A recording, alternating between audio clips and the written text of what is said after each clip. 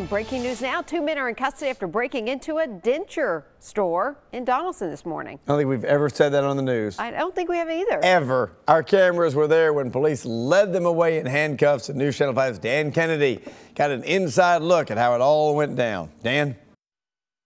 Yeah, we're now inside the Affordable Dentures off Allen Road. This place has been broken into 3 times in the last year, the latest one coming just after 1 o'clock this morning. Apparently, the burglars made their way inside by breaking through a window, and as police arrived on scene, one person surrendered, but the second person instead found the nearest hiding spot he could find. Where was that? That would be up in the ceiling.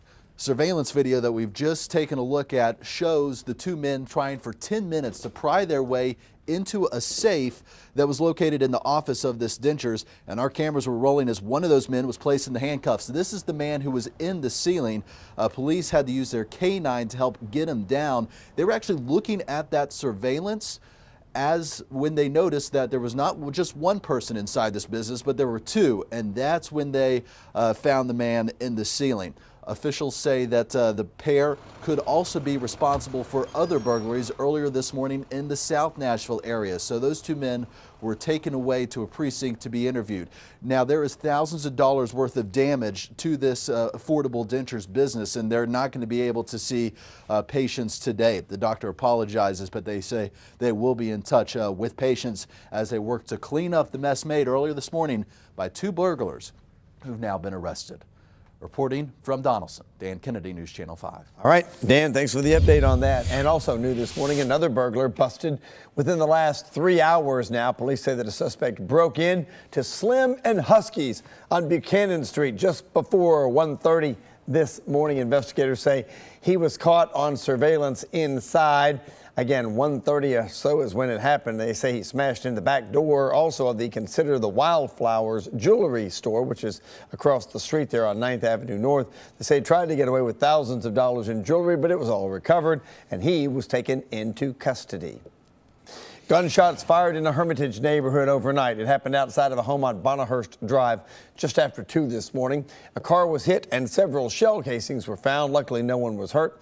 Police have not identified the shooter. And right now, a statewide manhunt continues for the suspect accused of shooting and killing a former police officer. News Channel 5's Sophie Nielsen Colding at TBI headquarters this morning. And he's on the most wanted list, and police say don't approach him. Because they think that he's maybe armed and dangerous. Instead, they want people to just be on the lookout and call the TBI if they see this man. Take a look. Ricardo Lamont Murray of Nashville is wanted for shooting a former police officer, Jonathan Outlaw. Happened Tuesday night. Murray is said to be 5'8" and about 164 pounds, black hair, brown eyes. The TBI says Outlaw was trying to sell Murray his car. It happened at the Phillips 66 gas station in Cedar Hill.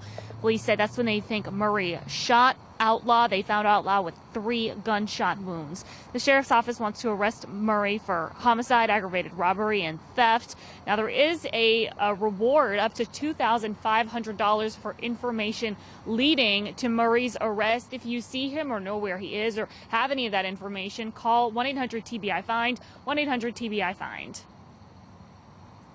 Happening today, the man accused of killing a 7-year-old girl will be in court. Gabby Doolin disappeared during a football game in Allen County back in 2015. She was found dead less than half an hour later. And Timothy Madden is charged with kidnapping, rape, sodomy, and murder. He has a status conference hearing scheduled today. His trial is set for late February.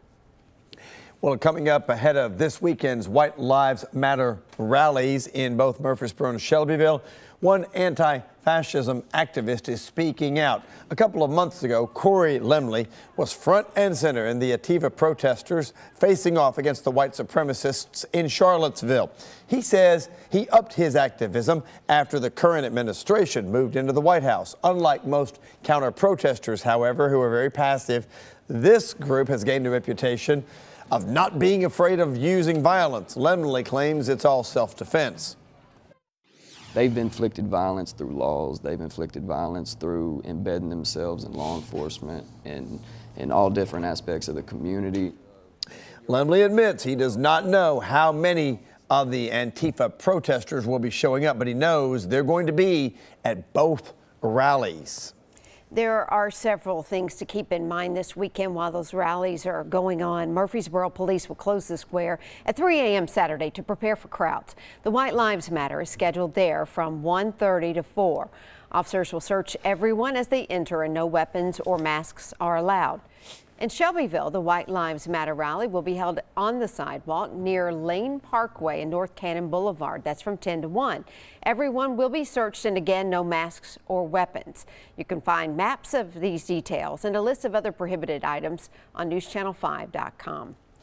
A Metro officer who was shot by an ex-con out of New York is being honored for his bravery. Officer Terrence McBride was shot while responding to a call at the Cumberland Inn last December.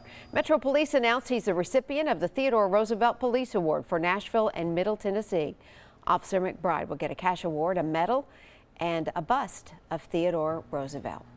This week, some elementary students across the country are pledging to live a drug-free life. Yes, elementary students, I said.